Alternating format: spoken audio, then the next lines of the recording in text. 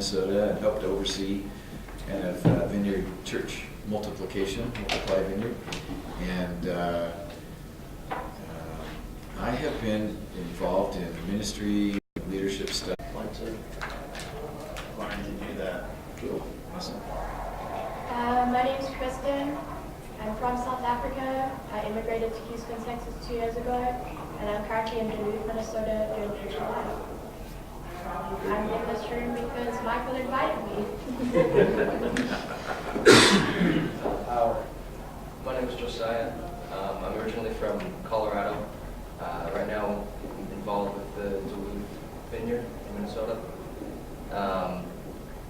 I'm really interested in church planting. I kind of have some visions of doing something like that in the future. I'm still kind of here to refine and see what God has for me. Hopefully I'm there. I'm Roxy. I'm from Maine. Currently living in Duluth, Minnesota as an HLI student. And I'm here to learn about church planting because I keep hearing people telling me I have to do it recently, even though I never really thought I was supposed to. And so Michael invited us. I'm Cody. I'm from Colorado, currently in Duluth for HLI, and I'm in the church planting stream, and I just heard about this. So, great. My name is Christian Summers. I'm actually on staff here at this church, Mount High Vineyard, and my role is Southwest Hub Coordinator. So a little branch off of church planning is the multi-site strategy and what we're doing here. And I've always had a heart for church planning coming out of being a missionary in the Philippines and having been on staff at a church before. And just think it's the most effective way to grow the kingdom. And beauty of this is I don't have to do it on my own. So, and I'm here just to hang out. Awesome. I'm Jay Patrick, pastor of this church. I'm here because Michael asked me to be here.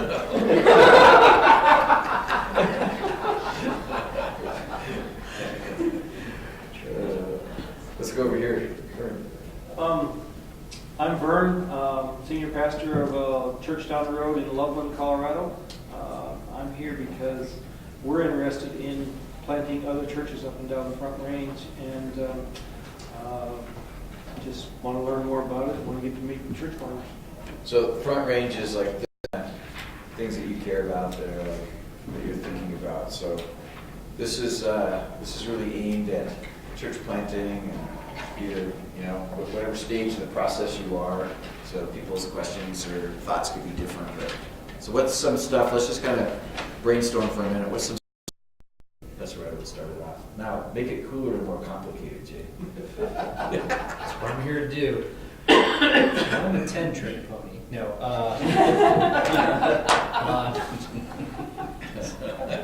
That was good. Yeah, I think what's hard about what you're asking, there's so many layers or levels to think about this. And, so there's a bunch of things to assume that you really can't assume, is kind of what Michael's saying, which is the thing to say. So if you think about someone that really loves and follows Jesus and someone exhibits some kind of leadership, which is servant and is generated from who they really are, not just the gifts that they possess. And then as you start to think about ministry, you might be a staff pastor, might be a staff leader. That's another kind of gift mix. And then church planting is a whole separate thing, right? So just, in other words, just because you're great in ministry doesn't necessarily mean you should be a church planter. There's lots of people that can pastor dozens or even thousands of people in the context of church. But if they plant a church, they don't have those gifts. So that's there's a lot to think about there. But so with all those things assumed, let's talk about what makes a church planter specifically unique.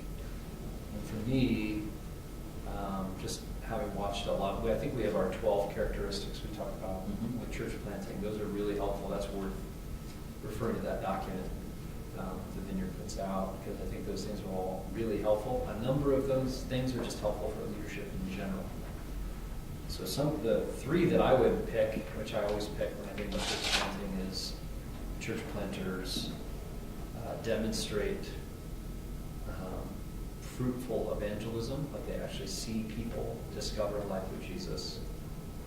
Not just through the rhythms of the church, i.e. they pray with someone up front when they came up because so-and-so preached the sermon. But that they actually have seen that they like are around people who don't know Jesus, they enjoy that, and there's some fruit there. They're like watching that happen. That's like a big deal. Now, I don't also mean that they have the desire for that. They like that. The best predictor of future behavior is past behavior. Period. So whenever I talk to a potential church planter, the first question I always ask is, tell me about the last 5 people you've seen come to Christ. And if they go, I don't have any of those. My first thought is, well, what are you going to do when you plant a church? That's like all you do. You don't have like another thing to do. There's nobody there. Like nobody is like waiting to hear you preach. It's not like there's a room of people sitting going, if only someone would walk on the stage, we could have a church. No, they're doing their life. They like their life the way it is or whatever, so you have to know how to do that. So if they don't have that, then I want to ask within that question, tell me about some unchurched people you spend time with that you care about. Are you praying for them? Are you engaging them? If they don't answer that, that's a big problem. If they say, no, I have these friends, I'll say, well, how many of those people know that you want them to know Jesus? And now that's an interesting moment too, because often they go, none. I just hang out with them. So I go, you're being like extra stealthy and sneaky. It's never occurred to you to like tell them, I love and follow Jesus. I would love it if you knew Jesus. Even if you're just gracious to where they're like, leave me alone. Okay, I won't talk about that. But then they know, right? And so often we've been engaging people, but we've never actually just asked, is this interesting to you?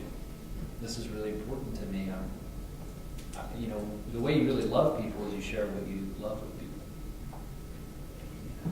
So if they can answer some kind of semblance of momentum there, I think, they might be a church planter. And then the next question is, do you take those people who met Jesus and do you have the ability to lead a small group of people like that? Tell me about the small group you're leading right now. And say, I don't do one of those. Well, what do you think you're going to do when you plant a church? Like, first of all, you have to see people meet Jesus, and you have to actually lead them somehow. And you don't just walk into rooms and clip on a mic and preach. Like, that's not how it works. So if you can't lead small groups, you're probably not going to plant a church. And then the third question is, tell me about the leaders that you've raised up and the small groups you've multiplied. So if they can say, yeah, I've seen 3 or 4 small groups multiply with leadership, and they all still exist. Not I multiply them and watch them die, but they actually are ongoing. And I would like a list of those people's names. I'd like to call them and say, hey, so Luke says that you helped him grow as a leader. If they go, Luke who? I think I met him once or whatever, that's a bad sign. Or give me the list of people that you've seen come to Christ. I'd love to be able to call them. Oh, I know people Christ was on spring break for a mission trip. Oh, well, that's a different thing than living life with people and watching people come to Christ. So I think if you can do those 3 things, just those 3, seeing people come to Jesus, building in small groups, and multiply small groups, you can probably have a church somewhere around 150 people. Right in that window. Because you could just keep doing that. Because those people will all be taken care of by other people, et cetera, et cetera. If you can't do those 3 things, i.e. you don't have that proven, you're probably not going to grow a church when you plant one. Every church planter I interact with isn't doing those 3 things, and that's why they aren't growing a church. That's it. I mean, simple math, right? I mean, it's not that complicated. Notice all the things I didn't say. Preach well. Actually, you don't even have to. You're just multiplying leaders and groups. And if you get to be, again, around that 100 to 150, you have to be able to preach somewhat so you're not like scaring people away or repelling them. But gosh, I don't know if you've been to a lot of churches and listened to preaching. It's really bad, There's just like a lot of bad preaching in the world. So apparently, you don't have to be able to preach well to have a church. Now if you want to grow a church, if you want to see it develop over time, you want to form healthy culture over time, you have to learn those things. But I have faith that you can learn those aptitudes. I think those are learnable skills that God can give you grace for. What's sad is people have usually wired it backward. They like leading, they like preaching, they like doing classes, they enjoy church, and that's why they want to play a church. But that doesn't work. Because very few people in the city you're going to are thinking, I wonder if there's a place I could go sing songs for 45 minutes and listen to someone talk for 30 minutes. There's nowhere in Denver. I don't think those people are walking around unless they're already Christians. So, and I don't want to plant churches just to gather Christians. So if you can build those aptitudes, and those things I just mentioned, by the way, you can try on. You can see if you have those things. You don't have to wonder, I wonder what will happen. Well, the best predictor of future behavior is past behavior. So that would be my attempt to make it more complicated and cool. That was good. Did I do good? Yeah, that was excellent. There are 3 tricks in there. Yeah. What's strange is the aptitudes I'm mentioning right now often aren't the types of people that are thinking about doing ministry. See, because they've seen church, they've seen ministry, That's right. and they're not thinking what they do is that. So they're confused, they haven't been given the right framework to imagine doing this. Does that make sense? A lot of the people that I'm talking about end up starting businesses. They end up in some kind of sales game. They might even work for a parachurch usually, or some kind of nonprofit doing social fundraising or whatever. They have these gifts, but they don't feel like church gifts. Because when you operate like this and a church is growing, you start to create problems. You're like a troublemaker. That's what I look for in churches that have any size. I look for the people that exhibit tons of leadership and are agitating the systems. That's probably a church planter. So it's difficult to spot this type of person in our plan sometimes because they're not showing up in the common radars. So let's ask some questions about kind of those 3 things, or what Jay didn't bring up, or like we're talking about kind of requirements or necessities, or kind of key core behaviors of a church planter. Like, what do you guys think about that? Like about those kind of 3 things? What's some thoughts?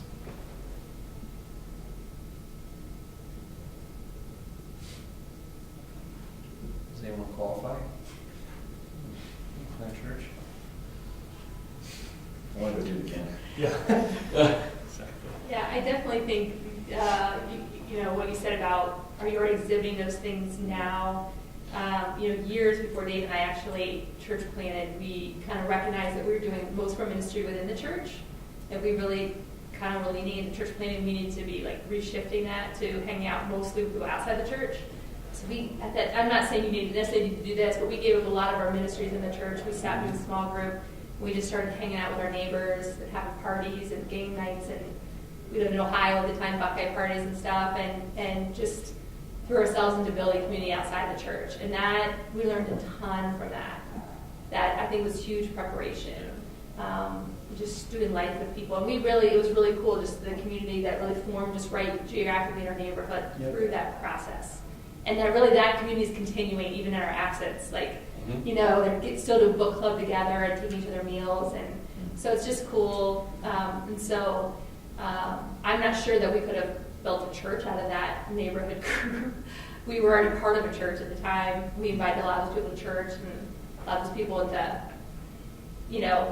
our life with Jesus and prayed with people and shared Christ with them. Someone came to church. Yeah, someone came to church. But definitely for sure, it just really taught us what ministry looked like, which was very non-structured, systematic, and very gray, and not measurable, and you have to be okay with that. And no one else will recognize it as ministry. So you have to be okay with that too.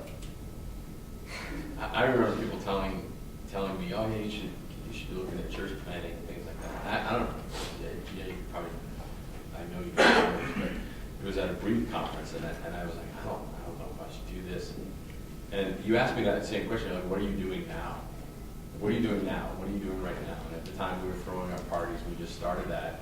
And he's like, well, you're kind of doing church planting happening here. Like, then that makes sense that you could do it somewhere else. And that was actually really, for me at that time, was really profound to just think about that. Like, what am I actually doing now? That was really helpful. Well, think how weird that is, though. So you were doing it, but it proves the thing I was trying to say, which is you weren't thinking of yourself as a church planner. Mm-hmm. Right. Meanwhile, there's all these people thinking of themselves as church planners Yeah. who aren't doing any of those things. Yeah, it's weird. That's really weird. Well, and when we were just talking too, like, a lot of the training that you get through your church is really how to preach, how to run a service, how to Do church stuff. church stuff. Which isn't bad. No, Those years eventually, kick in. yeah, That's eventually right. you need to know that, yeah. Yeah. But I think the real training to do that kind of thing, I don't think you can learn it in a classroom setting. You just have to start doing it.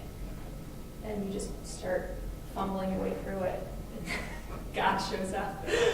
I think the other thing too, for me, like going through was like, I was on staff at Vineyard Columbus for 5 years, and when we started to think about church planting, I picked up a part-time job outside the church, because you do get caught in this whole bubble of all I hang out is with church people and programs and everything else, and you forget what it's like to work and sit with someone that's completely opposite in every sense of the word of you, and to have that exposure to sit in those relationships and try to build relationships with, it's really helpful to do that, to get outside of the bubble. Yep. Yeah, cool. Other thoughts? Other comments? Yeah, I feel like my mindset normally is primarily like in the church. When I'm thinking about church planning, it's like thinking about this now, my mind almost feels like trapped in the church. Mm-hmm. Like I'm thinking about how I'm going to preach, how I'm going to do worship, how I'm going to, all that kind of stuff.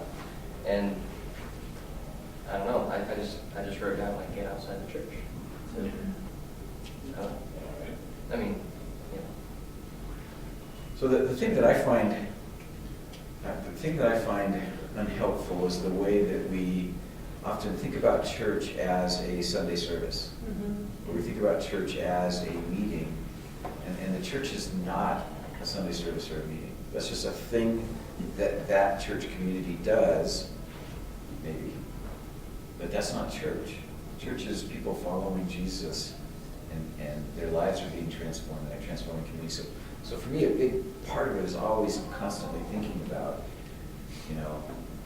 when I say the word church, what am I talking about? Well, here's what I'm not talking about.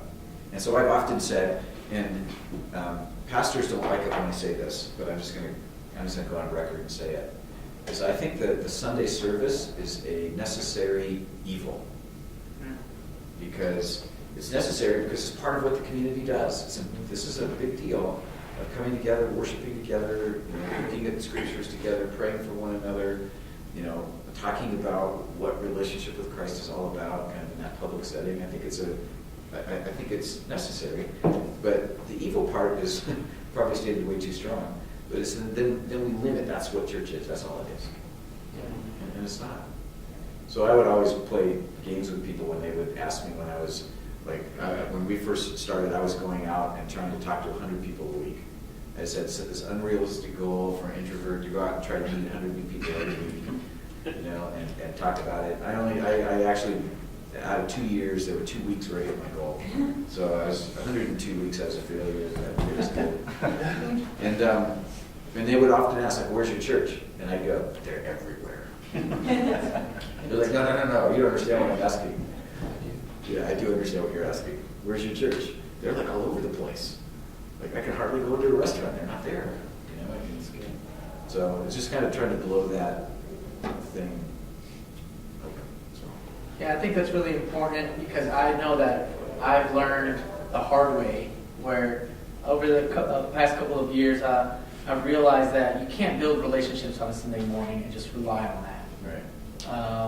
And that just grew and grew and grew on my heart about, small groups that much more important for that kind of stuff, and that Sunday mornings do serve their purpose, but when it comes to delving into deeper relationships and doing what you're supposed to be doing and going and reaching out after people that are lost or broken in that kind of way, I feel like they would more likely choose to come to a small group than on a Sunday morning anyway.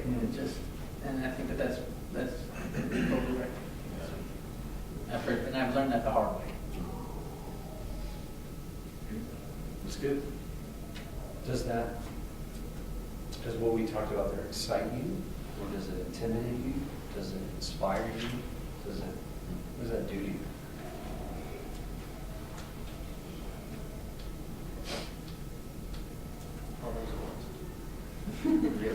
It sounds like the most natural way that it should be done.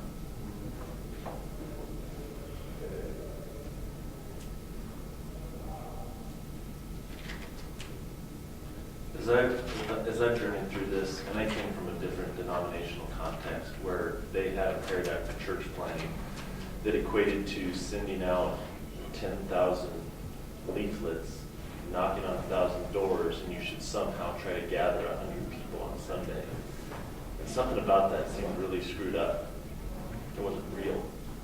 And their level of success is if you launch, which equated to a Sunday service. And so having stuff recalibrate, I've heard this stuff for a couple of years, and early on it was like that whole thing, like it just goes, oh, it like you have to unpack and recalibrate and detoxify from a mindset that's been perpetuated in American church culture. So yeah, this stuff I can resonate with those that are sitting going, oh, this is kind of painful to rethink this stuff. I remember spending the last few years doing this with Jay, but it's really refreshing too, because you start to live it and do it, and it becomes alive, and it becomes more natural, you become more fluent in being effective to do it. Even the point you guys touched on, somebody was asking us, so we look at doing a Southwest hub, and they said, when's the launch? I said, it already has. We've done it. It's here, it's now, it's happening. We have small groups meeting, we're doing events, we're getting involved. Well, where do you meet? We're not worried about that yet. That's not Everywhere. That's it. Yeah, everywhere. So, we own the city. I like that. I'm gonna use that. They're thinking of a program. Yeah, They're like, what? When's your start date? Where are you meeting? It's not. Yeah. They're not. They're inside the box still. Yeah, there's one guy, great guy, he was pressing on what's our target market? I said, that's a really good question. I think you're thinking of it the right way if we're a corporation. Like we came in with like $4 million, we had a TV budget, and we had all this stuff. You have to answer those questions. We have no budget, zero. And so we're working more like an MLM, like a multi-level marketing scheme. Our target is everyone you know, and then you have a relationship with. That's it. So it's like when someone tries to sell you Amway or one of these things, they're trained to just mine all their networks. Well, that's what you see in the New Testament. You see Andrew saying, come and see, to his friends, his family. You see the oikos idea of Luke, these networks of people, families, and business frameworks that kind of fall into the kingdom. And so this enables us to sort of just be really fluid to what's happening and what we have favor to do. And it also enables us to realize that maybe we can't do it.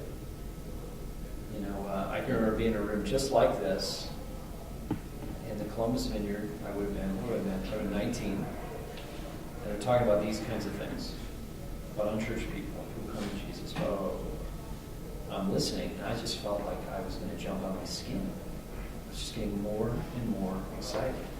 I was studying because I wanted to be a lawyer. So I thought, I'm not going to do this stuff. I don't like this enough, church stuff. I mean, I didn't dislike it. I just didn't like it. I didn't want to build a career out of it. I want to do something else. But I love Jesus. I want people to know Jesus. And I want to build groups. I remember that going through the characteristics in each one, I'm just going, I want to do that. I'm already doing it. That's what's in my heart to do. At the end, just like that, a guy teaching, this guy Rick Evans, said, who's excited about this? And I looked around and there were like 2 people of like 50. And I went, oh. I just assumed we're all experiencing this. Like, this is obviously what we're supposed to give our lives to. You know, I just felt the momentum of the thing. It was like crescendoing in my own mind. It was like, and then, you know, we're going to go. And and it's like me and someone else. And I went, oh. And that was the first time it hit me like, this is really weird and rare and strange and very costly and very specific. And so even as we think about church planting in the Vineyard, we have these dreams to plant tons and tons of churches. But, you know, I think we realize that everyone has a job to play. It just isn't all in this chair, right? You know, teams form around great planters who feel called, and then a team comes and says, we're just going to help. You know? That's so important, so powerful. We need churches, Vineyard churches, to stay healthy, to continue to coach and model, you know, send. We need so many parts of this thing. So that's why I asked. I just thought, I wonder if anybody's excited. Does that excite you? If it doesn't, that's worth paying attention to. You know, like if something inside you just goes, no, that sounds terrible. I would much rather like just get a job at a church. Well, then you should think about that. I mean, for real, that's powerful stuff. Yeah, there's a lot of great stuff you can do. Boy, there really is. But if something in you goes, yes, I want to do that, I just think it's worth noting that's weird. There aren't many people that love Jesus and want to do ministry that also want to do it. It's a pretty small sliver, in my opinion. And then it's even a smaller sliver that can demonstrate that they can't do it. That actually it works.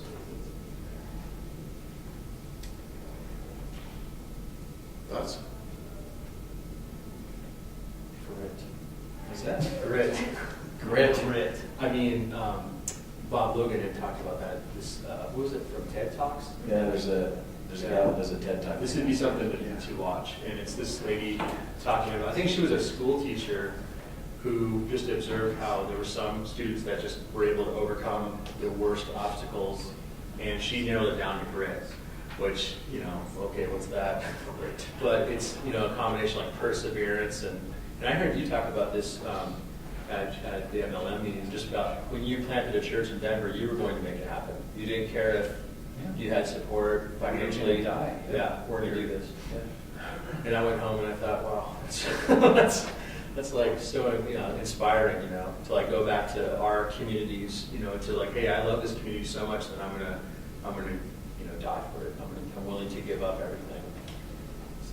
So I've thought that's like the core call of a church planter.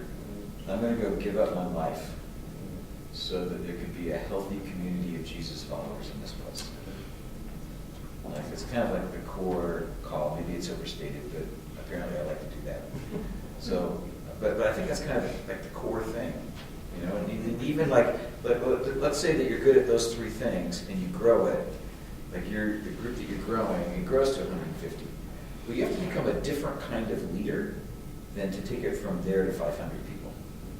You have to be willing to change who you are as a leader to take that next step. And it's another way that you die to yourself.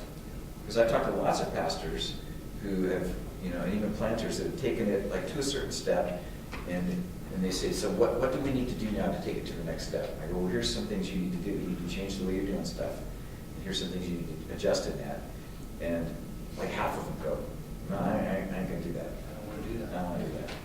You're like, oh, okay, so let me understand what you're saying. What you're saying is, I just want to yeah, keep the Holy Spirit from like actually bringing more people to faith in Christ. I mean, let me just understand what you're actually saying there. So, Or they try and they can't. yeah. We all have different capacities, and, you know, so sometimes it's plant again, let's send again. I mean, there's always ways to grow, multiplication or growth, or both growth.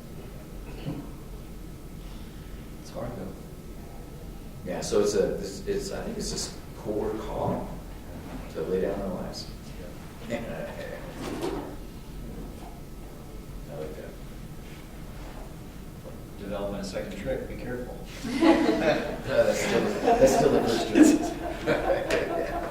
It's part 2 of the first trick. It's one trick of many parts. It's 1.2.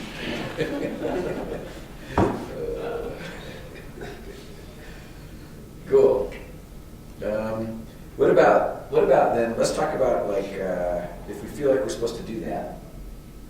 Like, how do you think about a team? How do you think about like going together, going alone? You know, like, what are some ways to think about that? You want to talk about that, Dave? Sure. So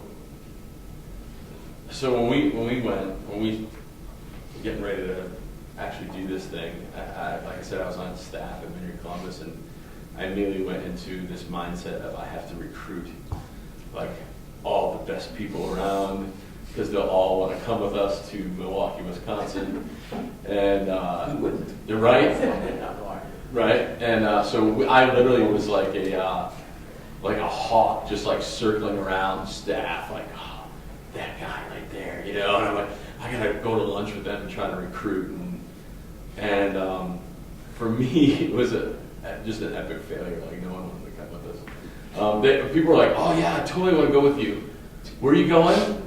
Milwaukee. No, I'd go anywhere else, but I'm not gonna go to Milwaukee. But Just said Miami. I yeah, know. right. Something with an Never M. mind Milwaukee. We're changing it. Last time. Right. But Now that you've quit your job. yes, that's right. But what I finally realized, our story was like, and this is for me, our story was so unique. God spoke in a crazy way through literally bar names and license plates that led us to Milwaukee, and it's a crazy story.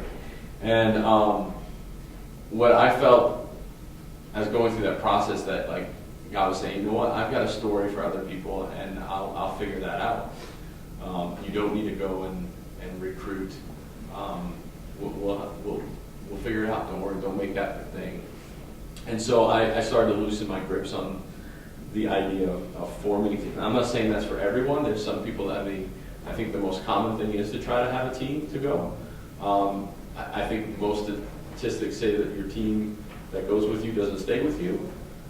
I think most church planters will tell you that over the few years after they've planted.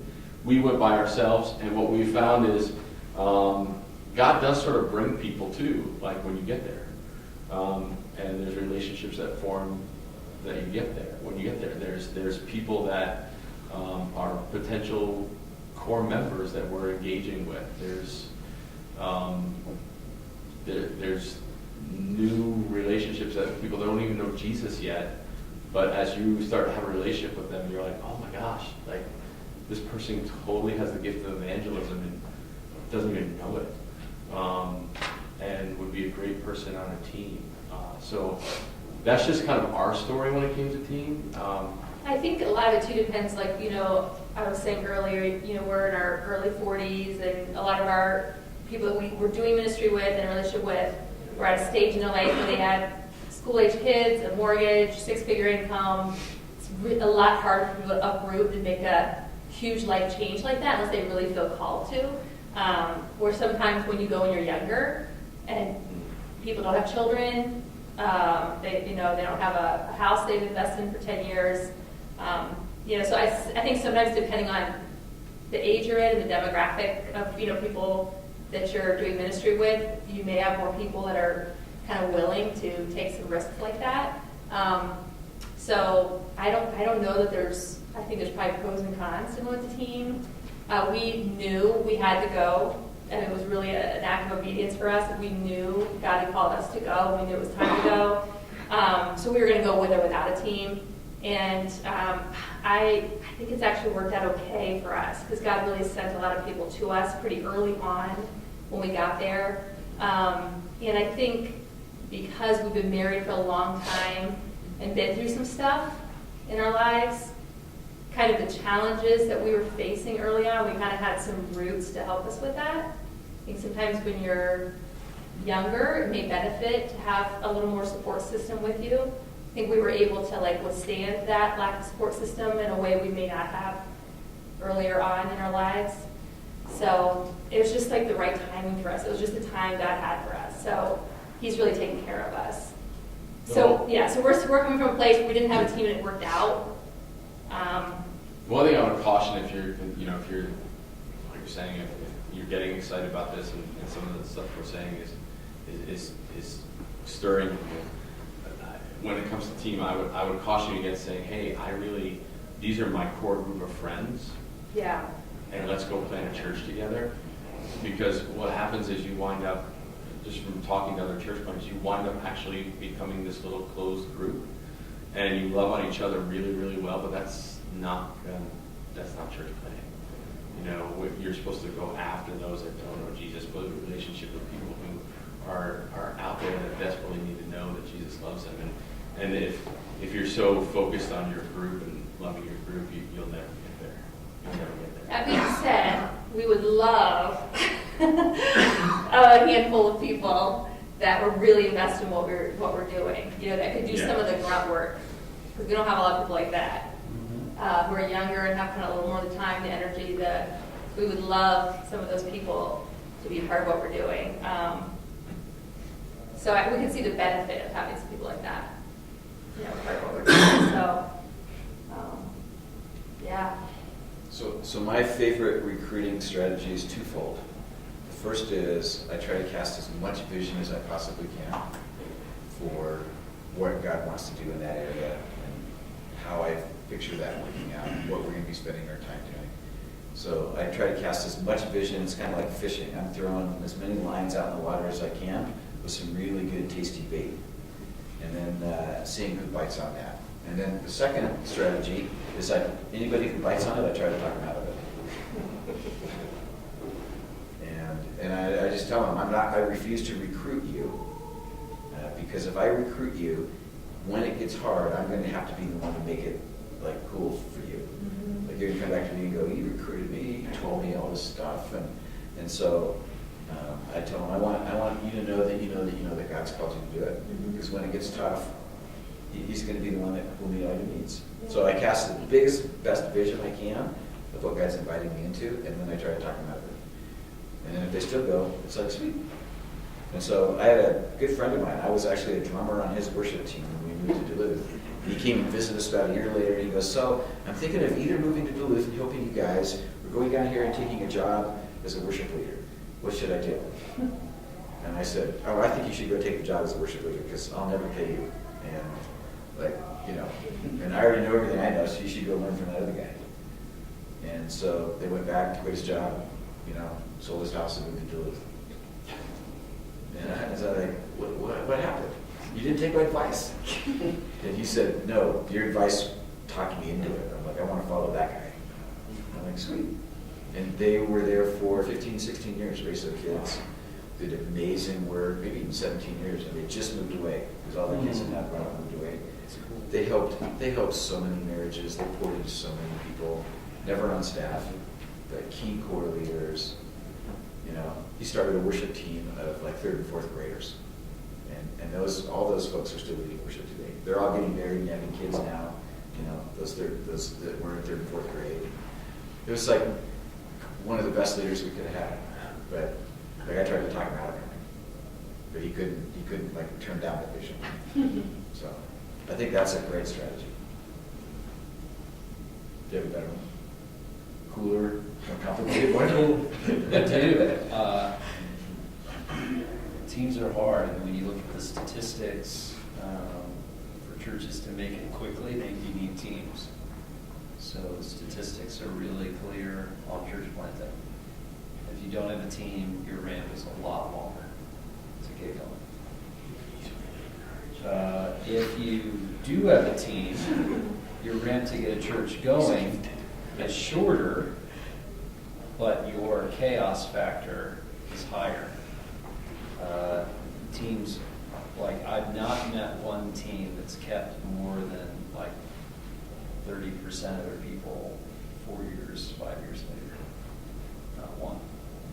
So all you have to do is do the math on that, like what that means. Like how does that, are they not there? And it's usually an assorted series of emotional things. And it usually depends on what kind of church you come from. So if you came from a big church, you're trying to plant a church, you have all kinds of weird dynamics because of expectations. If you're a good recruiter, builder, visionary, even if you tell them you're not coming to be your friend, the way you said, they still are. So when you're not their friend, or you invest in their friend at the cost of the church, either way, everybody loses. So you guys are best friends hanging out, but there's no church. It's like that creates a lot of pain. Or you say, hey, we're not best friends. We're going to build this church. We're going to go out and engage people. Then they feel let down. You can create all the expectations however you want, and they'll still do that. That's just the way it goes. So Steve Sjogren, back in the day, talked about church planting as though your teams are your scaffolding a lot of times. They're the people that help you build for uptime. And scaffolding building, people usually get tired when there's actually a building.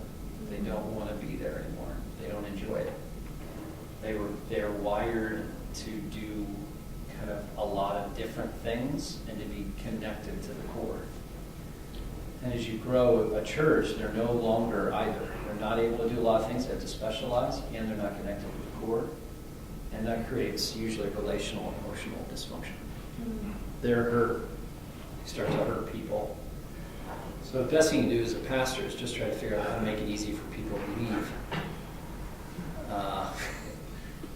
Just say, gosh, you've been great. Time to go. Michael's story of the guy there 16 years is pretty rare. I mean, over time, you might have a handful that make it the whole way. The majority won't.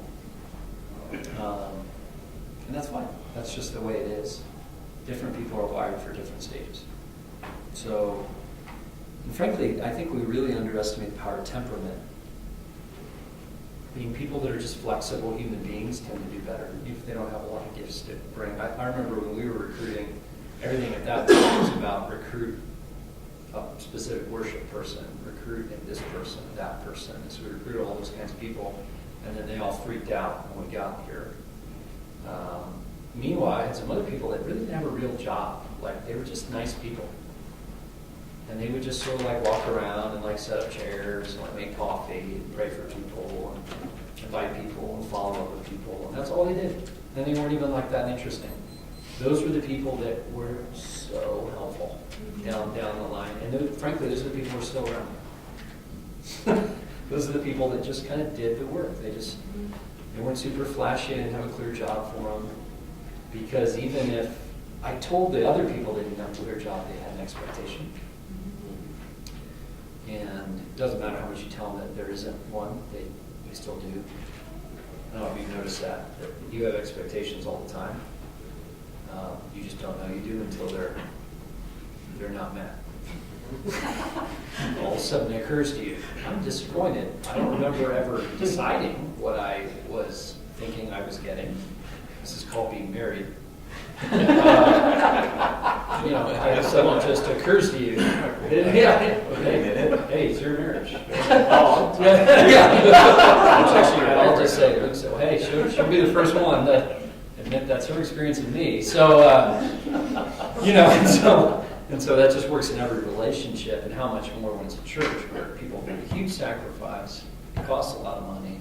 There's all this weighted spiritual stuff. There's all this weighted relational stuff. Everything's weighted, and then there's warfare. So you connect all those dots, something's going to happen. So it's always, I always try to tell people, create really good off-ramps for your team. Make it easy for them to be going. And because, it's easy to get distracted with teams. They end up not being as helpful as you thought they were going to be. And I think a key part for scaffolding is you don't put nearly as much time constructing the scaffolding as you do the building. And so I've watched people put all their time into the scaffolding, and they never get to build a church. Because they're just doing nothing but caring for that group of people. Scaffolding is, this sounds kind of harsh, but scaffolding is there to be used. And we never want to just use people and abuse them and throw them away. Never do we want to do that. But just realize that some of those folks are not the church that you're trying to build. But they're going to help do it. Yeah. And you're going to help along the way. So we love them and let them serve and allow them that. And then, so. And there's people that realize, it sounds like your friend you mentioned. It's a great example. Yeah. He's like, I know there's no job. I want to go. I'll serve marriages and do what I can do. That's so rare. Yeah. So rare. Yeah. So that's teens. Did I answer that? We're just making it more and more appealing. Well, and I think it's good to have. Back out of it. If you can have teams, you should have them, but realize what it is.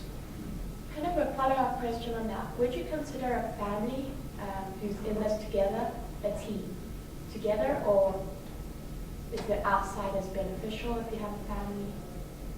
I know of a couple families, like the Nelsons, when they moved from Illinois. You guys met them when they moved up to Tomahawk, Wisconsin. It was basically mom, dad, 3, 4 kids, whatever they were. That was their team. And the kids were totally bought into it, like they did this thing together. And now, I think they're still, for the most part, their whole family's still involved in the church, their leadership, their staff. It's like, it's rare, but absolutely. I know we have young kids. We have 12, 9, and 3-year-old. And our 12-year-old has introduced us to more people in our neighborhood just by playing with other kids. And next thing you know, we're having the whole family over for dinner. So they very much are part of our team. I would say, some of the most intimate relationships we've built over the last year are through our son and his playmates and their families. Cool. Yeah, my kids introduced me to lots of people. It was sometimes really good, and sometimes Yeah, that's good. that's good. There's a few I don't want to see come back. It's like, all right. There's a few I had to apologize. Church planner, you can't be picky. I know. There you go. Like, okay. There were some that I met through apology. I like that. All right, not being the enemy is like stalking me. It's like I just forgot to fill up my car with That doesn't gas. mean he isn't. So, but at the same time, it's like, there's times where it's intense, and all of a sudden I'll realize everybody I know is experiencing just catastrophic stuff in their life. So maybe this is warfare right now at this moment. Let's huddle, the wagons. Let's really pray. Let's press into this and do battle on behalf of one another. And I've had very distinct times. That's early in Milwaukee. Yeah, it does. Very dark.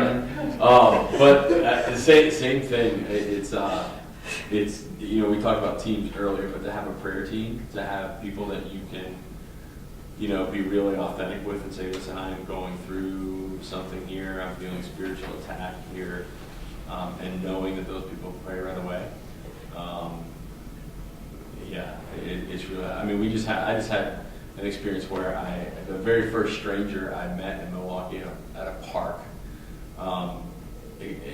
accepted Christ, and I should be on like this massive high. This is our first person who said, "This is it. I want Jesus in charge of who I am," and I should be on this massive high. But I remember immediately feeling worthless, and I should quit. I shouldn't even do this. This is stupid.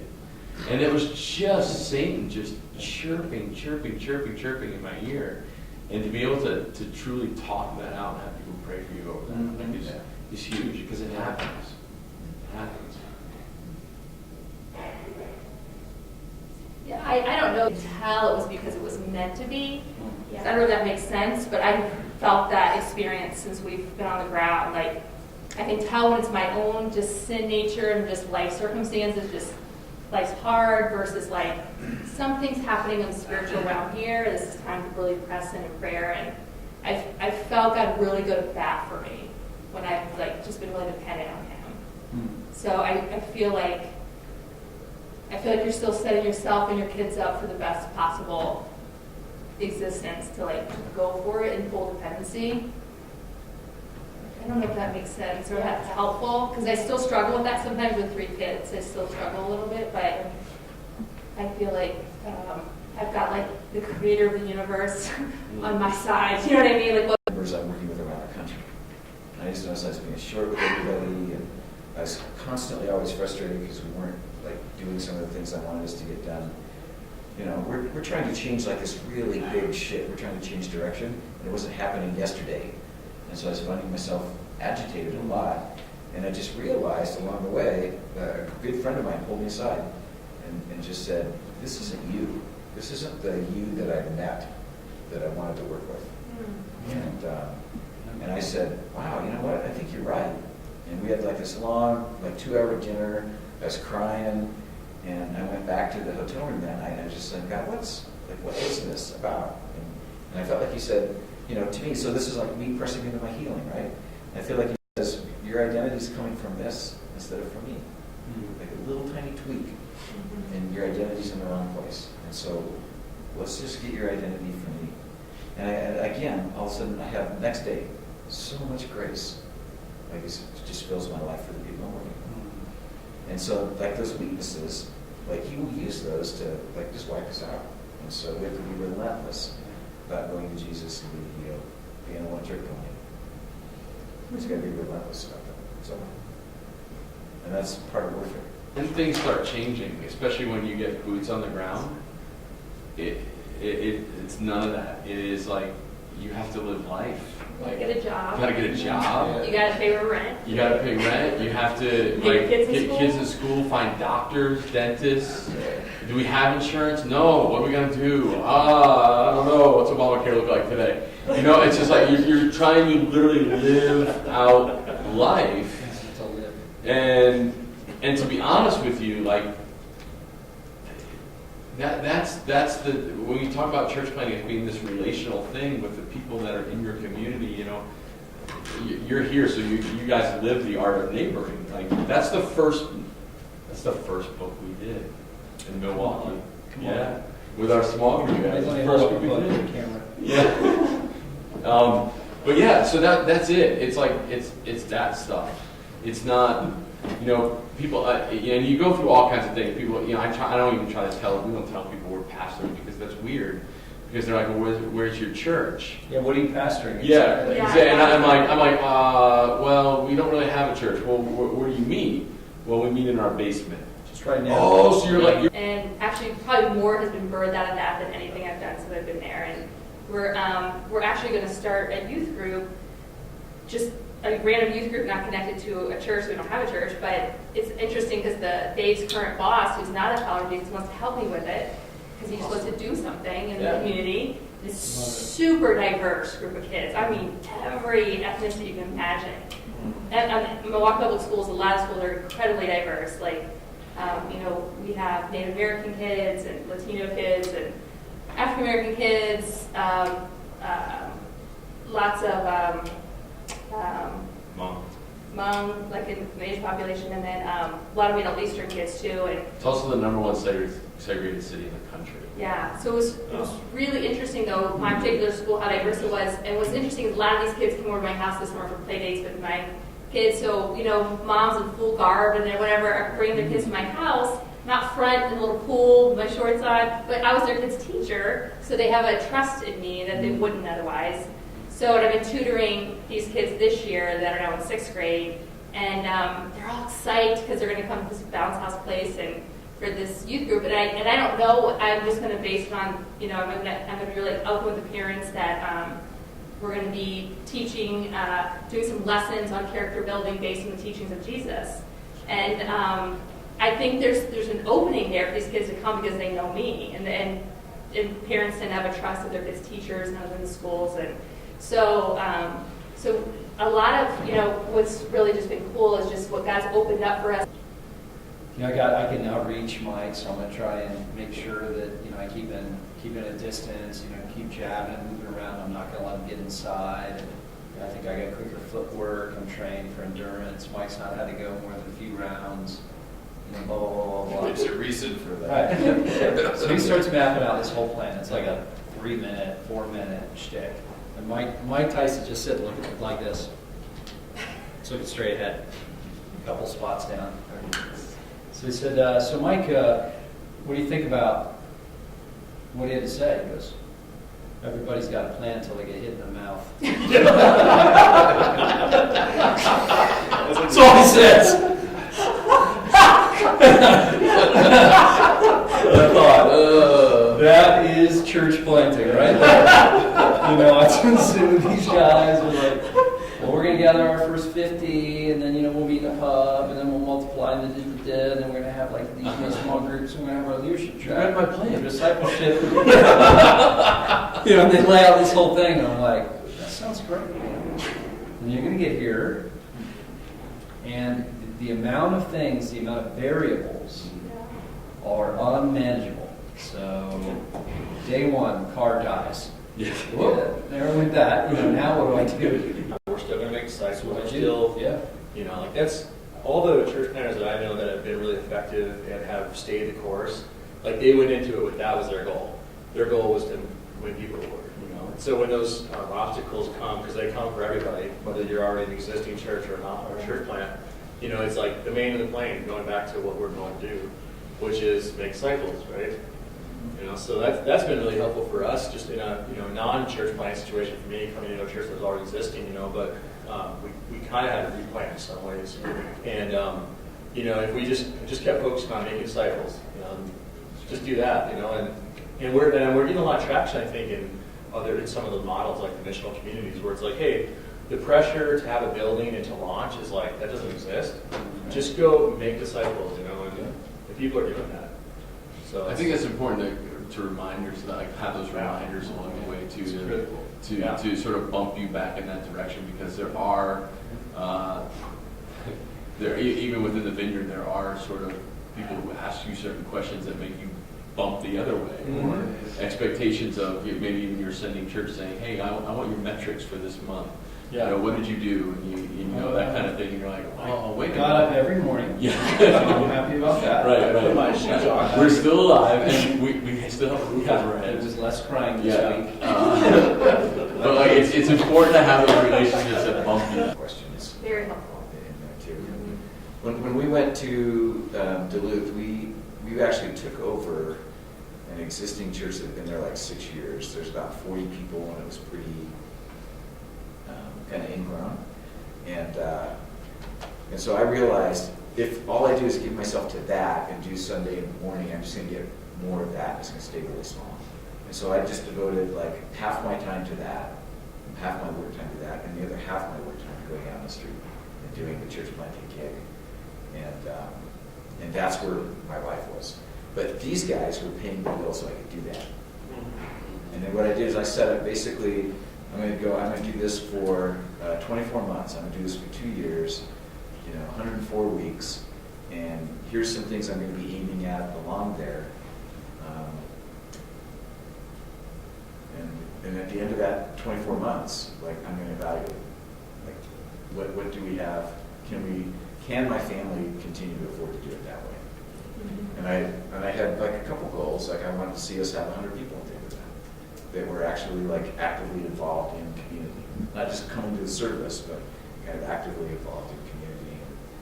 And could this thing be sustainable? Because I didn't want to put my family through, like 6 years of, no insurance and no money and all that kind of stuff. And so I set some really realistic goals there. And then I heard a talk by L.E. Mumford. John and Eleanor oversee the Vineyard churches in the UK, and it was at a pastor's conference, like mid-90s, something like that, in Anaheim. And she did talk about balancing family and ministry, and the incredible privilege it is for your family to be called into ministry. And she just talked about how her and John navigated that over the years. And, you know, their kids at that point still love Jesus, and they do today. And so that was a really encouraging. I went back to that talk over and over again, you know, some of the key principles of that. And because I was working really hard, you know, like 6 days of the week, I would take Monday and relax. I would often take my kids out of school on Monday and just go do stuff. So that, like, they had privileges that other kids didn't have because I was a pastor. So, you know, they began to enjoy some of those kinds of things. So, I think keeping that healthy balance is a big deal. You guys have been strangely quiet. Anything to add to all this? We're kind of enjoying the humor. Well, Did we say something funny? Yeah. Yeah. What else? Anything else? What are the thoughts? Any other questions, comments, thoughts? Ronnie, how does this translate to what you're up to? You know, I was thinking about that a little bit. I'm one of those people that love church plants, but don't want it. I'm not a church planter. I recognize that. Thank God early enough. But I recognize the piece of it is I still wanted to do a form of a church, so I did it multi-site and utilize what we have in place, not reinvent the wheel, go engage the community, love a community, lead people to Christ, and let the other people work on the logistics of what we call a service. So primarily it wasn't so much the service, but it was already there. So are we, you know, they should have gone. We should have said no. But what we've done is we've done the funding, we'll fund you for 2 years, we'll fund you for 3 years. We employ you for another year and a half while you go to that community and start a statue. So what I do appreciate what has been done is we're trying, how do you help the church plant succeed? And that's speaking from an existing church wanting to send planters. So we haven't got it down yet.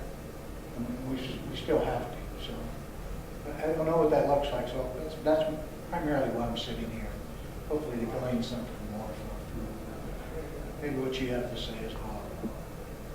From my end of the sites, I think there's a number of people in my age group that are going to either retire or need to move out of the way of where they're at in their roles so you guys can function. Specifically, I was a worship pastor, need to get out of the way so the young guy that I'm raising up can do his job and what he's called to do, so to speak. And that was a good move, but it wasn't until I moved out of that way that I could move into something. That form of church planning, I think, I'm curious on that tap, if that's going to be tapped into. I think there's a lot of people that we're looking at, you either got to retire from where you're at or find something else to do, instead of saying it's such a valuable resource that I think that we have to tap into. Yeah.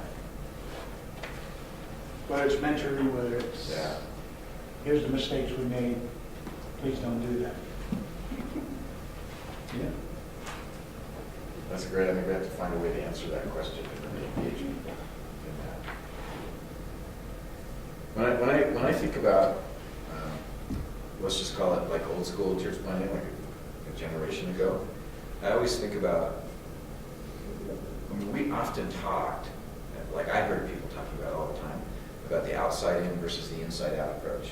And so most of what I'm hearing today, I would classify as the inside out approach, that we're leading people to Jesus, we're building small groups, and we're growing from there.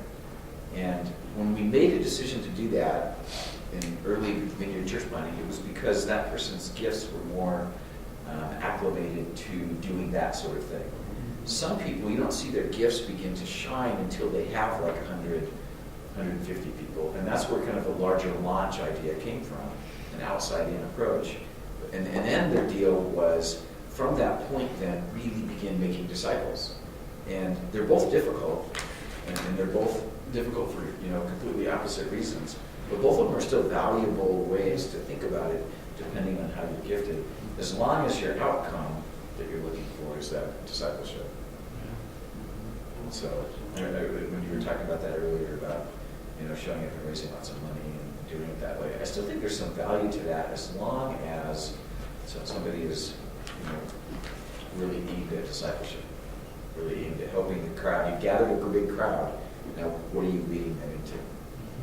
And the bad part is if that big crowd is just simply if there's no depth to it.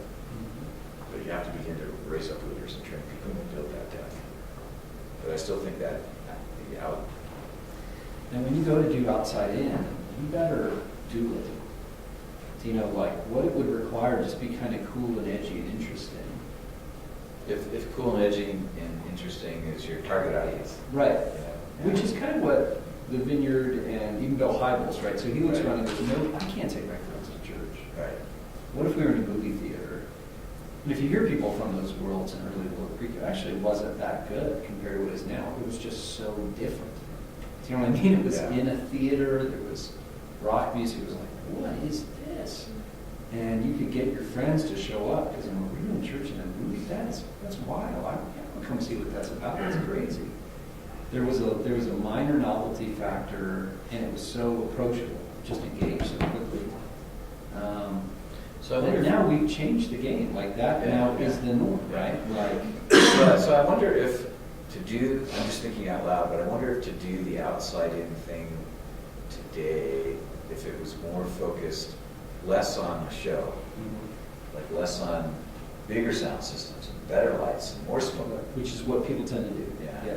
But what if it was more focused on contemplative and recovering? Go back. Oh, but not going back, but including some of the back, like in the relaxed. I wonder how. There's an appetite. Yeah, I wonder how that might work in specific contexts. Like a spirituality rooted in.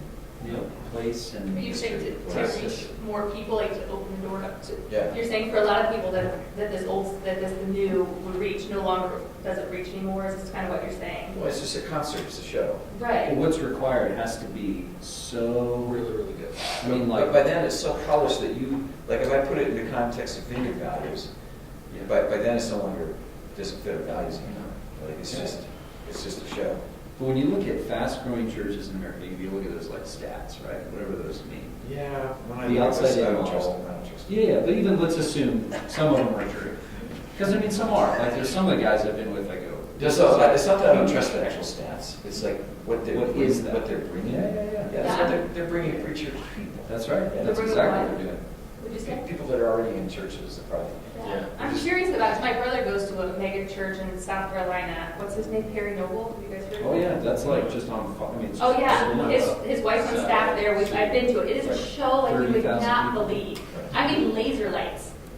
No, for real, like actual lasers. Actual lasers, Right. an intense rock concert. Fog and the whole The deal. kids programming, They're fog bombs. is just big. Like for 4 That's what you need. 5 bombs. But my brother's always, every time we get together, 3,000 people baptized in Easter Yes. morning. Is this viral right now? Five- Can we watch it? 5,000 people saved this week. He's always saying these numbers. And I'm just kind of at that same place, like, South Carolina. what's happening there? What really is happening? Yeah. And so that's why when you were saying this, I'm kind of curious. No, what your perspective is on this, because I've thought about this myself. Like, is your concern that we're lacking depth and real discipleship? Or It's contextual. that this has become so the norm that we're really not drawing people outside of the church? I have an analogy. You want it? Yes. Here's my analogy. I want you to imagine you show up at the Cause Conference, which you're going to, and there's 2 workshops. One is taught by the Apostle Peter. The workshop is titled, How to Grow Your Church from 12 to 3,000 in One Sermon. The other workshop is taught by the Apostle Paul, and it's called How to Preach to Pagans and Have a Few Follow You. Which workshop are you going to attend? Now, what's interesting is that is the difference between their ministries. Yeah. The difference is Peter's message, which I assume you gathered the allusions after Acts 2, is the sermon in Acts 2, Right. what happens in Acts 3. Is to predispose people. There's a story that they know. There's an experience they're expecting. The story clicks into place. A prophecy from Joel is declared at the feasts, right? I mean, the whole thing lines up and click, click, bam, 3,000 people in Christ. Predisposed people discovering life with Jesus. Now, does anyone here want to say, that's kind of a dumb thing? Like, no, that's incredible. Yeah. Totally counts. That's like real. That's an actual thing. Like, I want those people to know Jesus. That's important. But that's a very specific thing. Right. Paul, meanwhile, preaching in Athens, I love the way the text ends because it lists the people that follow him. It says Dionysus and this person. It lists like 4 people. Yeah. And it says, and they became followers of Paul. Now, it's an interesting thing to note because it means, like, imagine the Christianity Today person's there to do the interview afterward. It says to Dionysus, tell me about what happened today. I decided I'm following Paul. They'd be like, that's a heresy. Like, Paul's a heretic. This is illegal. Yeah. And it's not illegal because most people follow us before they follow Jesus. Right. That's what really happens. That's the way it really works. Right. When people have no predisposition, they're trying to get their head around the story. They don't have a story that joins with our story. So the only way they can do it is to join their story to yours. That's the only thing that's tangible. It's in front of them. So that's what they do. And it's hard, it's slogging. It's a different thing.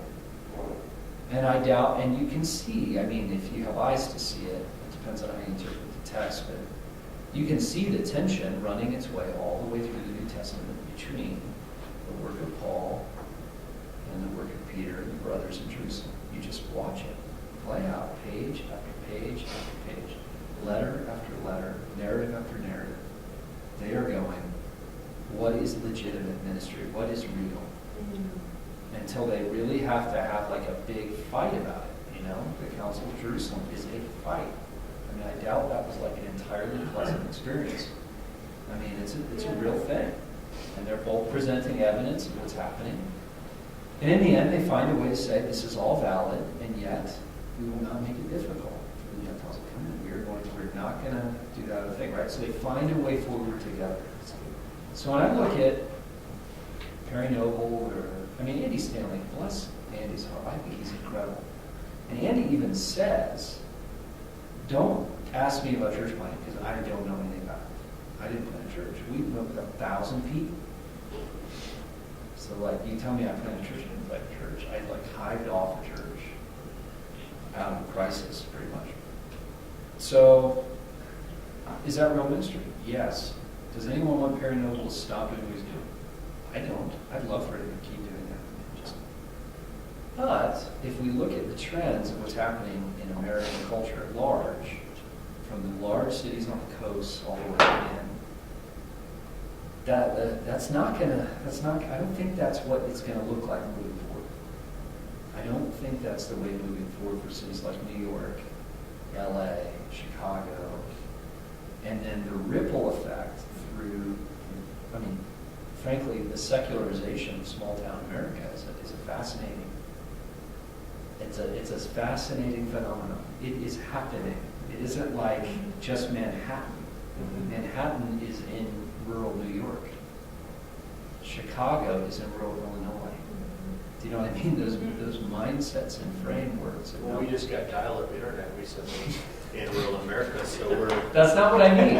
What I'm trying to say is, all these things are really happening across all of America. That's true. So the focus is always, Manhattan or Chicago. No, that's it's everywhere. It's Grand Junction. It's anywhere where there's some kind of university, even mainstream. This is mainstream. So what I don't want to speak too poorly of my brother's Perry Noble. I want him to do exactly what he's doing. But if we're imagining that's the future, I think we might have a problem with that. I think that might be, that causes me pause because our city of Denver, we've had one church one time with over 10,000 people. and a city of 3 million people, you know, like we have to figure something else out. Church plants are dying left and right. And so there's another thing afoot that we have to discern. But this is where we learn from the Brits. This is where we learn from across the pond. Yeah. If any of the prognosticators are right, and let's all hope they're not, let's all believe that God will raise up a Jonathan Edwards and a Finney. Let's believe that in our day we'll see another great awakening. Mm-hmm. I have faith for that. A Wesley. Mm-hmm. So Jay, do you But think, barring that, we're going to need to figure out how to do it this other way. do you think a model then? I mean, model, the word model in itself, just having that word. Frameworks, paradigms, Framework, I like model, words. yes, it almost becomes a catch-22. Well, models should flow out of paradigms and calling and mission and people and, you know. So even like guys like Wesley, poor Wesley, you know, I mean, he just kept like shouting till his dying day, like, we're just trying to keep up with what we think the Holy Spirit's given favor to do, right? Like he, you know, even the method of the Methodist was not intended to become this codified instrument, right? And so anyway, every generation has got to battle with what is the Holy Spirit doing. But in light of the secularization, the change, the way the churching of America is working, there's a lot of new things that are going to shift. The world's shifting faster than ever. So I feel no need to indict those guys, but I also think it's interesting that isn't occurring in New York. That is not. No. Yeah, right. Or London. Yeah, Like, what is that? right. And I think those guys would be the first to admit we are called to the context that we're called to. Yeah. Yeah, I mean, the Bible Belt is just really unique. It needs a movement from God. It is. I mean, it is. It's like, Yes, it is. yeah, I mean, I know Jesus. I kind of, I mean, Yeah. you guys probably are noticing that too in Milwaukee. You know, you had mentioned Catholic Lutheran. Yeah. When I got down 7 or 8, I was ready to do postmodern, Right. secular ministry, and then I moved to rural Wisconsin, and so I was trying to deconstruct everything and become unreligious. Yeah. And I found that pushing people away. Yeah. So like in our community, the bigger the steeple, the more people would probably come. Right. You know, so it's a really unique, but at the same time too, I think Jay's totally correct. I mean, the younger generation they don't have that continuity or that connection with the church, Right. like grandma and grandpa or mom and dad, right? Right. So I mean, there's definitely some unique, factors involved in outside of the Bible Belt, I guess too, So it's like, it's really we're just in such a weird culture right now, where I feel like in our culture, there's like 7 or 8 different sociological, That's right. and so I'm sure it's only even worse, or more so in the larger city, but you guys are figuring that too, right? It's Oh, like, yeah. especially in a multi-ethnic Oh, yeah. community where you're like seeing all these different strands and you're trying to tie them together, and so it's crazy. That's why we need, outpouring of the Holy Spirit to Oh, really yeah. give us wisdom. And, Absolutely. In our day, I mean, the new Methodists, we need leaders and like frameworks that build models that people are just empowered by the presence of God. Yeah. Who knows what that would look like? Or whatever it is, it'll look different. And I have faith, again, like a movement like the Vineyard, we're wired to move with the Holy Spirit. Like, that's how we're wired. We don't have like a lot of money tied up in stuff that we can't try things. You don't need a lot of permissions. Yeah. We're structured to move. Yeah. That's one of the things early on in Duluth I figured out. I don't actually need to wait for everybody's permission. I can just try stuff, and I won't get in trouble. And if I do, then I'll back off a little bit. And I start trying everything I could, and it's like it's having a blast. Yeah. And so if you get in trouble, it probably means you did something. Yeah. Because it means you got somebody's attention. That's Yeah. not all bad either, right? Exactly. Come to think of it, that did happen. Did it? Oh, can we hear that story? No. I haven't gotten in trouble yet. I'm not trying hard enough. Well, you got in trouble. Oh, have I? You just haven't even recognized. I just didn't even notice. They've talked to me about it. They. We went back to say, there's a reason why I like coming to Colorado so much lately. yeah, every 2 weeks is right. Reporting. Well, let's take a little time and just pray for just pray for one another, pray for kind of this stuff. And, just ask God to continue to lead us. I love that Peter-Paul thing. I don't think I've ever thought about it like that. That's really good. And there's times where God calls us to be Peter. There's times where He calls us to be Paul, Timothy and Titus, Barnabas. And, just in our specific context and our culture, was listening to what He says and doing. Yeah. So I'll start off and you guys just feel free to figure it out. Father, thank you so much for just this time and the thoughts, the ideas, the hopes, the dreams, the fears that we shared. And Holy Spirit, we just ask that you would continue to speak to us. Give us your heart. Give us your compassion.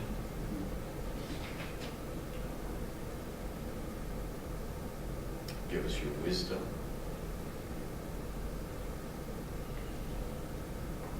And I just thank you for each of the men and women here that's in this room.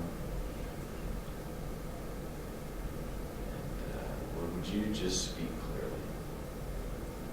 Would you envision and excite?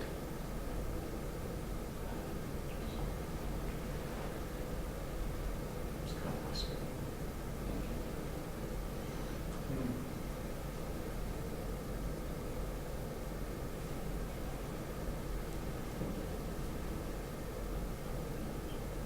Father, we invite your presence. We thank you so much that you have given us this responsibility, that we just want to do the best we can with what we have, and all we want to do is just do what we're called to do. Father, we all bless in your name Michael and Jay for just everything that they're doing, everything that they're giving away to other people. We thank you so much that so many lives are coming to you and are going to continue to come to you. And we just bless that Michael and Jay also just keep learning, that they never just become stagnant, because all they want to do is just reach after you, Father. We bless everyone that's probably looking, watching this online, and everybody in this room. We see what we're doing in you and not anything else. Yes. Yes.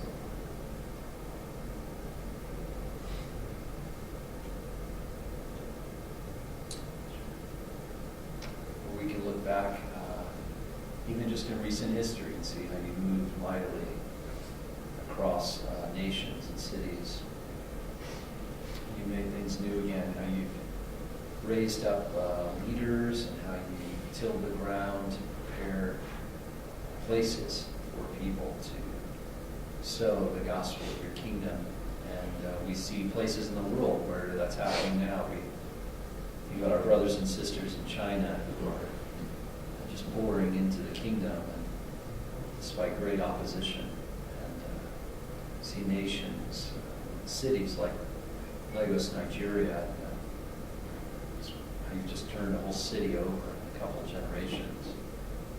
Hundreds of thousands, millions of people pouring into life with you. And nations like Iran, where many young people and universities are finding new life in you. In Brazil, churches of hundreds of thousands of people building and making disciples. And Lord, we can look back in our own history. We can see remnants of all these little Methodist churches dotted across rural America. Churches centered right in the middle of our main cities. Just building points for what you wanted to do. And so we know, God, that you have moved before, and so we do ask you to do it again. And we say, Lord, that we're in for whatever you want to do. And if you're drying out the tinder for the fire that you will bring, then we say yes to that. We'll participate. If you are obscuring us for a moment, we're just hidden as the vineyard, and you'll draw us into the story at the right place, we say yes to that. But we say that if it was up to us, we want to see a great move in our time, in this generation. Thousands of people that surround us. Give us eyes to see them, ears to hear. Give us hearts to be faithful to the moments in front of us. And pray for each person here. I'm sure there's one or two things we're supposed to hear today that you would ask us to take seriously in our life. Even for a few, kind of a defining moment. Decades from now, we'll talk about a moment in this room. And so I pray that we would have eyes to see that. And you would center these things in our hearts. Teach us how to do the first things first, like Michael spoke about and remind us. We trust you will lead us, and we confess we don't always have eyes to see. So speak and lead. Show us what we might follow and obey.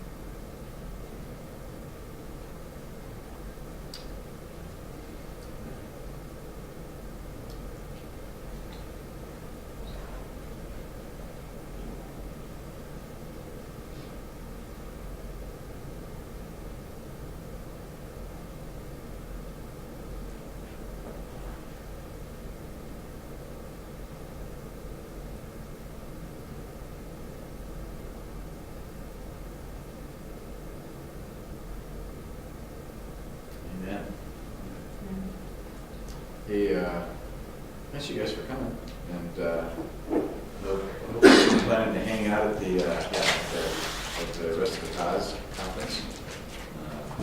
If you're hanging out, man, please feel free to engage in lots of ministry, praying for folks. Just kind of,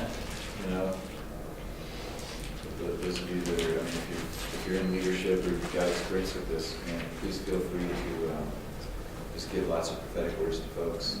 We just free everybody up to go do that. Go pray for folks. Go invite them into what God's doing in their lives. Don't project stuff on them, but really invite them. You're welcome to do that. That's awesome. And then I've got these little launching leaders booklets. Caitlin brought in a pile of these, and it's just basically it's a recap of old Vineyard stuff that I've been taught over the years about identify, recruit, and train, deploy, monitor your leaders. And so there's a package in here opened up. If you haven't seen that yet, and you want to grab one or two, feel free to do that. Other than that, cool. Thanks for watching.